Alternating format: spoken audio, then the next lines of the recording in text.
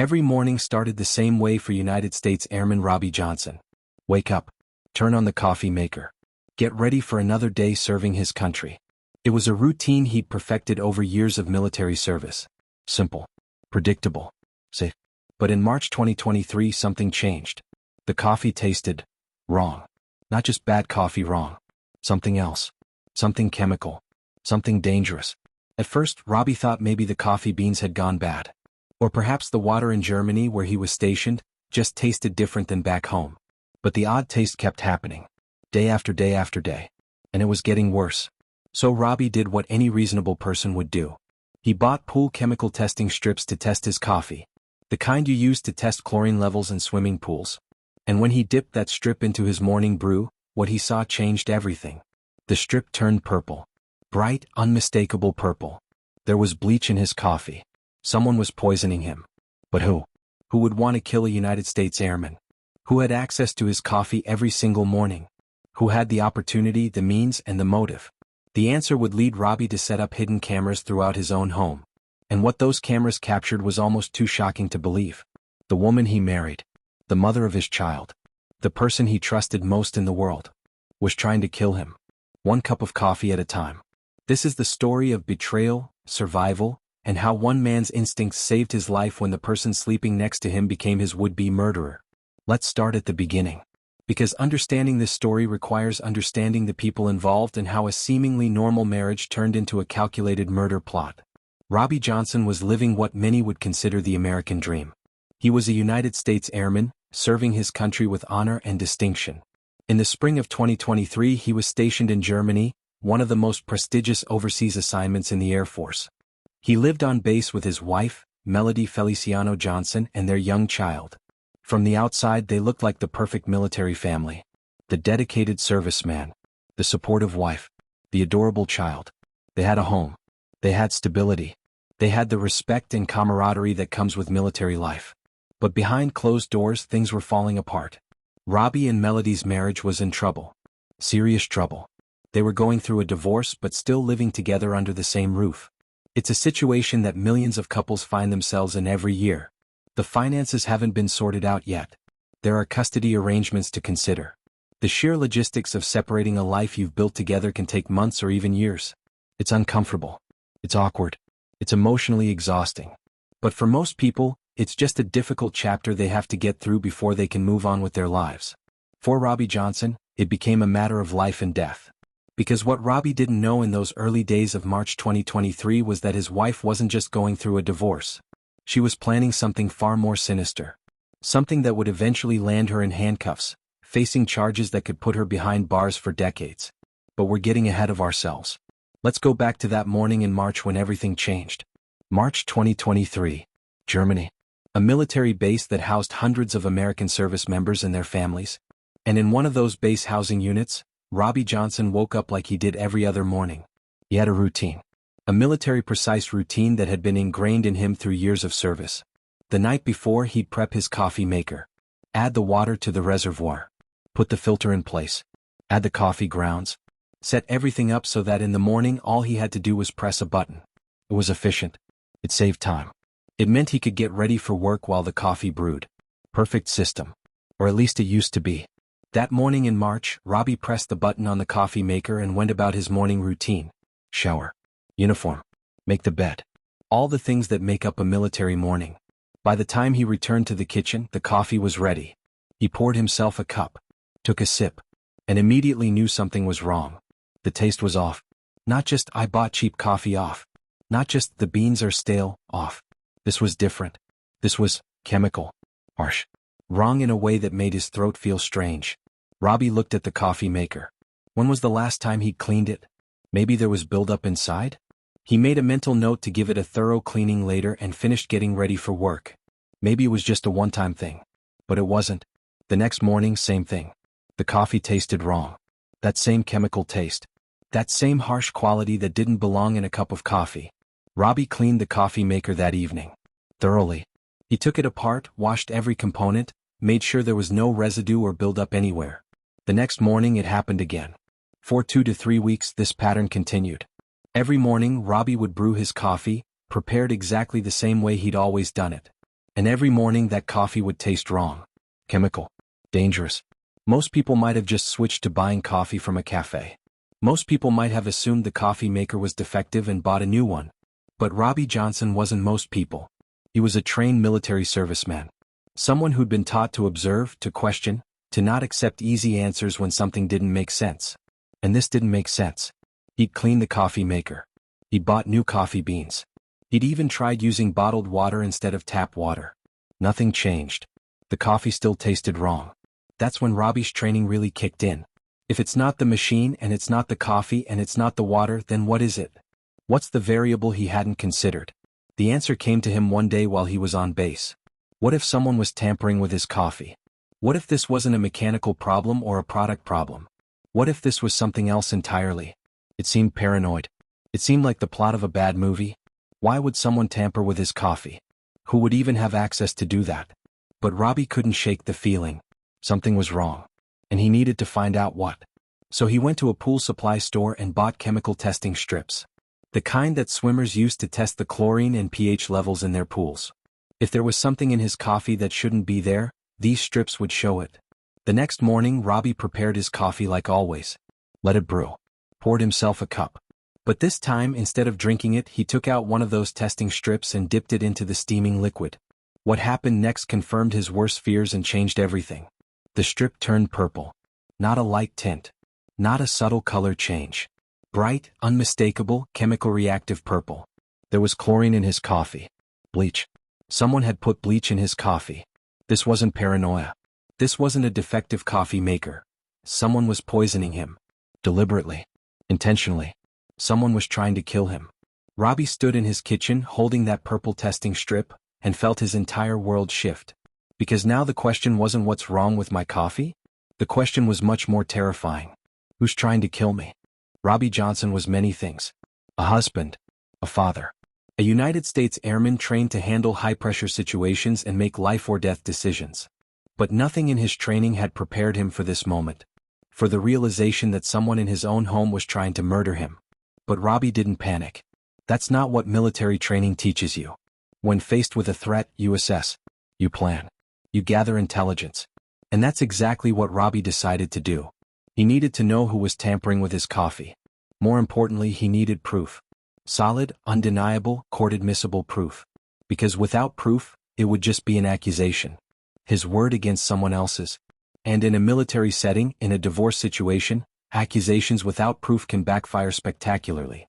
So in May 2023, 2 months after he first noticed the strange taste in his coffee, Robbie made a decision that would ultimately save his life. He bought hidden cameras and installed them throughout his home. Think about what that means. Think about the level of fear and distrust you'd have to feel to put surveillance cameras in your own house. To essentially spy on the people you live with. To document your own life like you're running a covert operation. But Robbie had no choice. Someone was poisoning him. The testing strips proved it. And he needed to know who, when, and how. The cameras were small. Discreet. The kind you can buy online that look like regular household objects. He placed them strategically. One in the kitchen with a clear view of the coffee maker. Others in areas where someone might prepare the poison or retrieve it from storage. And then he continued his routine. Every night, just like always, Robbie would prepare his coffee for the next morning. Water in the reservoir. Filter in place. Coffee grounds measured out. Everything ready to go. All he'd have to do in the morning was press the button. But now the cameras were watching. Recording everything that happened in that kitchen between the time Robbie went to bed and the time he woke up. For a few nights, nothing happened. The cameras showed an empty kitchen. No one came near the coffee maker. Maybe Robbie had been wrong? Maybe the person tampering with his coffee knew he was onto them and had stopped? But then, on one of those nights, the camera captured something that would change everything. It was dark. Late at night. Hours after Robbie had gone to bed. The kitchen was quiet and still. And then a figure appeared in the frame. The figure moved confidently through the kitchen. Not like an intruder who might be nervous or cautious. This person knew exactly where they were going and what they were doing. They walked directly to the coffee maker and checked it, making sure everything was set up and ready for the morning. Then the figure did something chilling. They walked over to the cabinet under the sink, opened it, reached inside, and pulled out a bottle. Even in the dim lighting of the kitchen at night, Robbie would later be able to identify that bottle. It was a bleach bottle. Common household bleach. The kind millions of people have under their kitchen sinks for cleaning. But this person wasn't using it for cleaning. The figure opened the coffee maker's water reservoir. The same reservoir that Robbie had carefully filled with clean water just hours before. And then, deliberately and methodically, they poured bleach directly into that water. Not a lot. Not enough to make the coffee obviously smell like bleach or taste so strong that Robbie would immediately spit it out. Just enough. Just enough to poison him slowly. Just enough to make him sick. Just enough to, over time, potentially kill him. After pouring the bleach, the figure closed the reservoir. Put the bleach bottle back under the sink. Made sure everything looked normal. And then left the kitchen. The entire thing took less than a minute. But it was all there on camera. Every second of it. Clear, undeniable video evidence of someone poisoning Robbie Johnson's coffee. And when Robbie reviewed that footage the next day when he saw who that figure was, the betrayal must have been overwhelming. Because it wasn't a stranger. It wasn't an enemy from his past. It wasn't some random person with a grudge. It was Melody. His wife. The mother of his child. The woman he'd made vows with. The person he was supposed to be able to trust more than anyone else in the world. Melody was trying to kill him. Imagine being in Robbie Johnson's position. You've just watched video footage of your wife poisoning your coffee. The same coffee you've been drinking every morning for weeks. The same coffee that's been making you feel sick. The same coffee that's been tasting so wrong. What do? Most people would probably confront their spouse immediately. Or call the police right then and there. Or pack their bags and leave that night, never looking back. But Robbie didn't do any of those things. Because Robbie was still in Germany. And he'd made a decision about how he wanted to handle this situation. According to what he later told investigators, Robbie wanted to report this as a crime in the United States, not in Germany. Perhaps he felt the legal process would be clearer back home. Perhaps he thought an American court would take the case more seriously. Perhaps he just wanted to ensure that everything was handled properly, with no jurisdictional complications. Whatever his reasoning, Robbie made what most people would consider an incomprehensible decision. He decided to pretend he didn't know. To pretend the cameras hadn't caught his wife red-handed.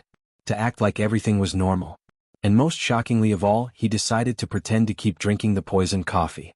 Let that sink in for a moment. Every morning, Robbie Johnson would wake up. Walk into the kitchen where his wife was also present, probably making breakfast for their child, acting like a normal spouse on a normal morning. And Robbie would pour himself a cup of coffee that he knew contained bleach.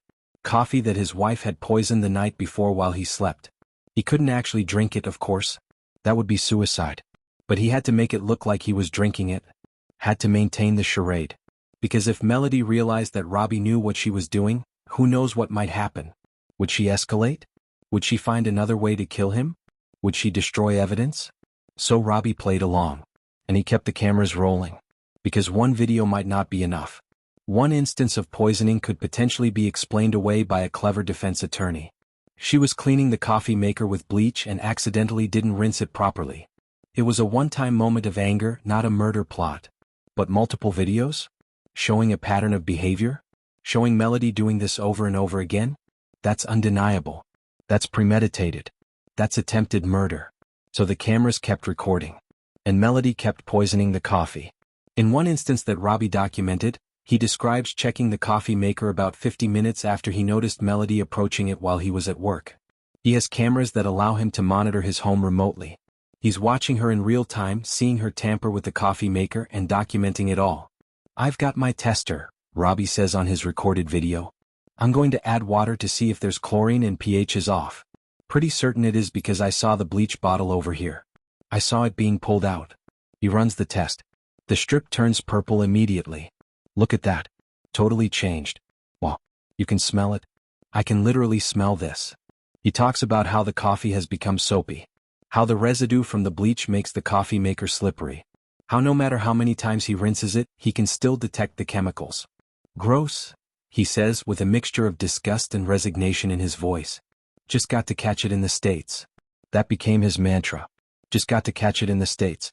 Just got to wait until we're back in America. Just got to survive until I can report this properly. But here's what makes this story even more chilling. Why was Melody doing this? What was her motive? According to Robbie's later statements to investigators, they were going through a divorce. But divorces happen every day. Most people don't resort to murder just because their marriage is ending. So what made Melody's situation different? The answer Robbie believed was money. Specifically, life insurance money. Military life insurance benefits.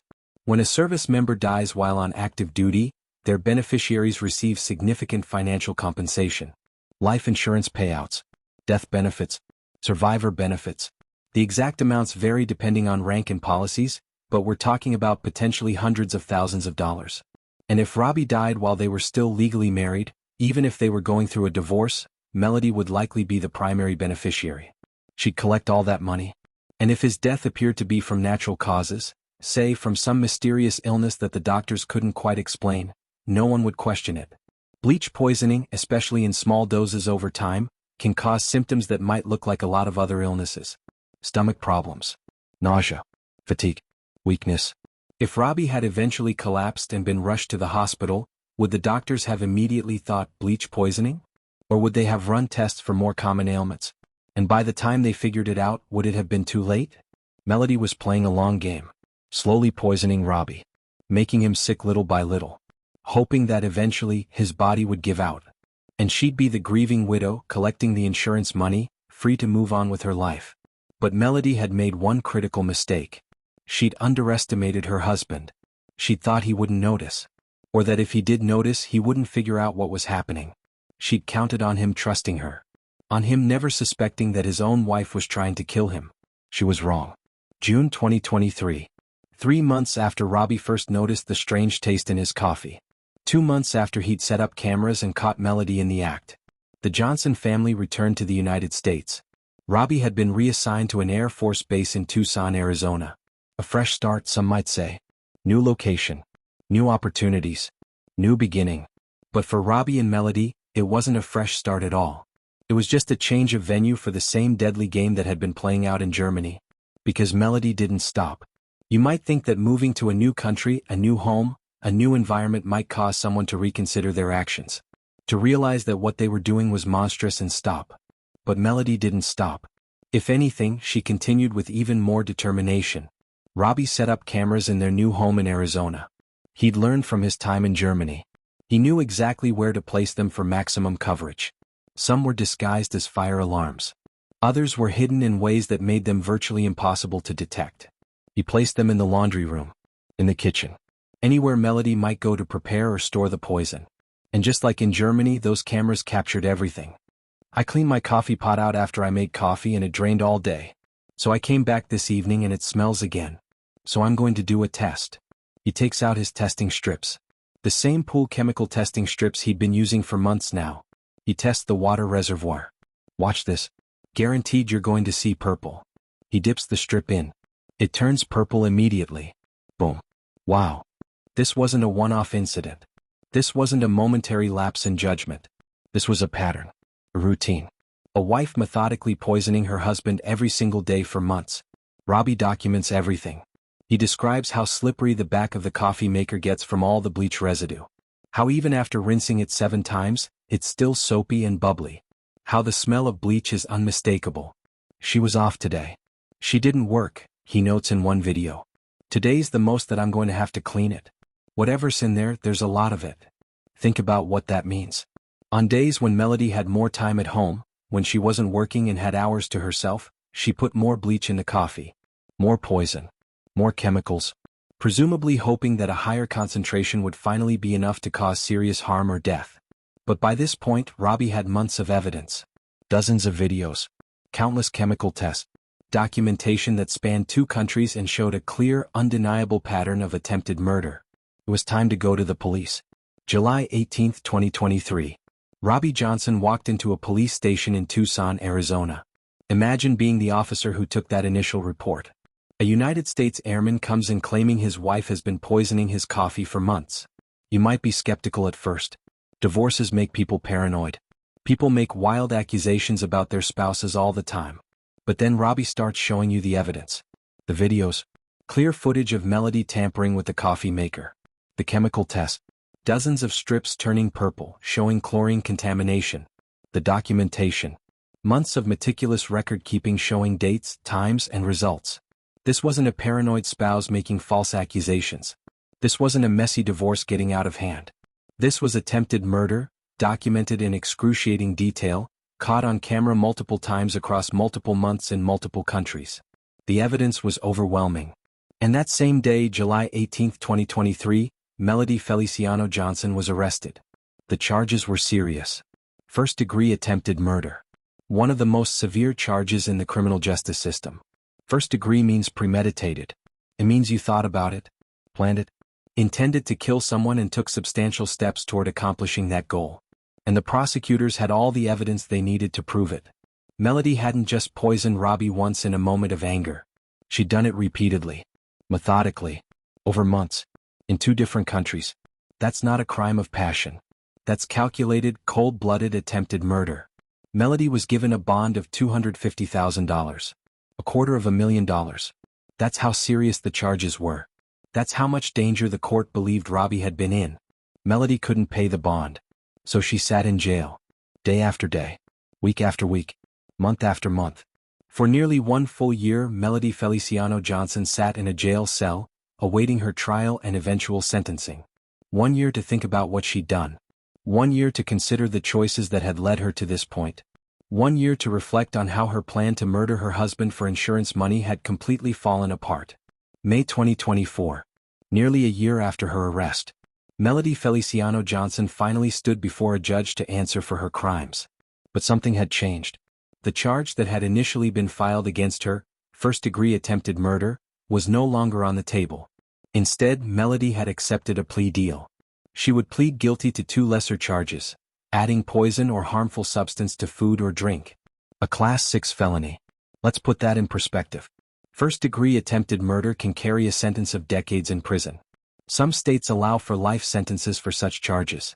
But adding harmful substances to food or drink, that's a much less serious charge. And it comes with a much lighter sentence. The judge explained the plea deal to Melody in court. Ms. Johnson, if you are sentenced to prison, the prison range could be anywhere from a mitigated sentence of 0.33 years to an aggregated sentence of 2 years, with a presumptive sentence of 1 year. Do you understand that? Yes, Melody responded. 2 years. That was the maximum she faced under this plea deal. 2 years in prison for months of systematically poisoning her husband. For planning his murder. For putting bleach in his coffee over and over and over again, hoping it would eventually kill him. The judge continued. You intended to harm Robbie Johnson by introducing bleach, which is a chemical compound, into the water reservoir of his coffee maker, which Robbie then later intended to drink. Are those things true? Yes, Melody said. No explanation. No excuse. No apology. Just a simple admission of guilt. So you did those things, the judge confirmed. Yes, Melody repeated. And that was it. Melody Feliciano Johnson, caught on camera poisoning her husband's coffee for months, facing overwhelming evidence of attempted murder, pleaded guilty to lesser charges and faced a maximum of 2 years in prison. But it gets worse. When sentencing day finally arrived, when the judge had to decide exactly how much time Melody would serve for her crimes, the sentence was shockingly lenient. Melody Feliciano Johnson was sentenced to 3 years of probation. Not 3 years in prison. 3 years of probation. Supervised release. She'd already spent nearly a year in jail waiting for her case to be resolved, and that was considered time served. She would walk out of that courtroom a free woman, as long as she followed the terms of her probation. 3 years of probation for poisoning her husband. For attempting to murder him. 4 months of calculated, deliberate attempts to end his life. The public reaction was swift and harsh. How could someone who did what Melody did receive such a light sentence? How is 3 years of probation justice for attempted murder? What message does this send to other potential perpetrators? If you try to kill your spouse and fail, you'll just get probation? There are arguments, of course, about why the sentence might have been appropriate from a legal standpoint. Melody had no prior criminal record. She pleaded guilty, saving the state the expense of a trial. She'd already spent a year in jail. The victim, Robbie, survived without serious long-term physical injuries. But does any of that really matter when you look at what she did?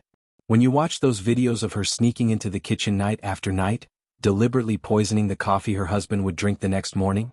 When you see the chemical tests showing dangerous levels of bleach? When you understand that the only reason Robbie survived was because he figured out what she was doing and avoided actually drinking the poisoned coffee? Melody Feliciano Johnson attempted to murder her husband. That's not hyperbole. That's not exaggeration. That's exactly what she did. And she got probation. Today, Melody Feliciano Johnson is on probation somewhere in Arizona. She's required to check in with a probation officer. She has to follow certain rules and restrictions. But she's free, walking around, living her life. Robbie Johnson is alive. He survived his wife's attempts to kill him because he trusted his instincts, gathered evidence, and had the courage to report what was happening. But the psychological scars of living through something like this don't heal with a probation sentence. The trauma of knowing that the person you married, the mother of your child, spent months trying to poison you doesn't go away just because the court case is over. Their child is growing up in a world where one parent tried to kill the other. Where there's video evidence of mommy putting poison in daddy's coffee. Where court documents detail months of attempted murder. What do you tell a child about something like that? The coffee maker that became a weapon probably sits in an evidence locker somewhere.